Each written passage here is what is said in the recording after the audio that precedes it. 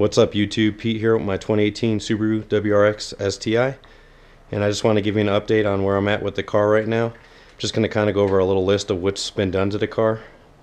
So far it's got the Cobb Stage 3 now with the flex fuel kit added. So that basically consists of the 1050X injectors, SF intake, Cobb downpipe, Cobb fuel rails and lines, AEM fuel pump, the access port, and now the flex fuel kit. Some of the extras I'd put the Cusco catch can, the Grimspeed AOS, and an AEM Wideband. So I got the tune done by Torque Performance. So we start off with an initial kind of a baseline tune, and right now we're on revision 2, and this is for the 91 octane. Once we get the 91 octane tune dialed in, we're going to go ahead and put some E85 and start the E85 tune. But it's leaps and bounds better than the off-the-shelf Cobb tune, which I expected. You know, Cobb's off-the-shelf tunes just kind of get you up and running. But Torque Performance does a great job. He did my 2015 WRX and Eric over there, and it was awesome. That was stage 2. So it wasn't a bad install doing a flex fuel. You can see kind of some of the components also sit behind a battery box here, and I kind of tucked them. AEM, I went through the firewall, through a rubber grommet in there, kept everything nice and clean. But one of the cool things I did get was the gauge pod that goes into the defrost vent for the AEM wideband. So I'll show you that one.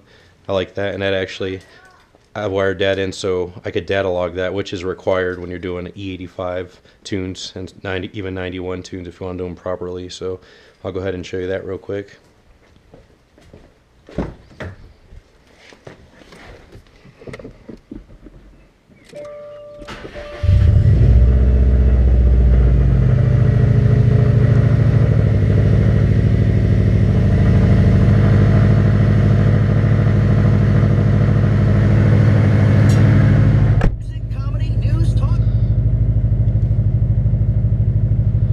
So it's a real clean install. As you can see, it goes right here into the defroster vent. It just pops in there with the gauge molded in it. It's a little expensive. I think it's like 90 bucks for the gauge holder itself, but you know, if you want to look clean and have a good setup, you know, sometimes you got to sacrifice a little bit extra. But it's awesome, and right now my access port's in my office because I've been doing the tunes and stuff through Torque Performance, so I'm just kind of got it in there for now.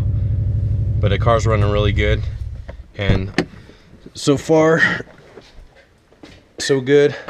So just kind of excited to get the E85 in there, and that'll probably be Monday because it is Saturday. I'm not sure if he's shooting out tunes this weekend, but hopefully he does. If not, no biggie. I can drive the car as it is right now, and it feels a lot quicker than with the off-the-shelf tune. So good stuff right there. But I will definitely keep you posted, and once I get the E85 tune done, I'll do some pulls, and then I'll set up a dyno date, more so just to kind of see the horsepower I'm at, because with the street tune, that's what I was after, you know, because reliability and shows you the actual numbers on the street when you're moving.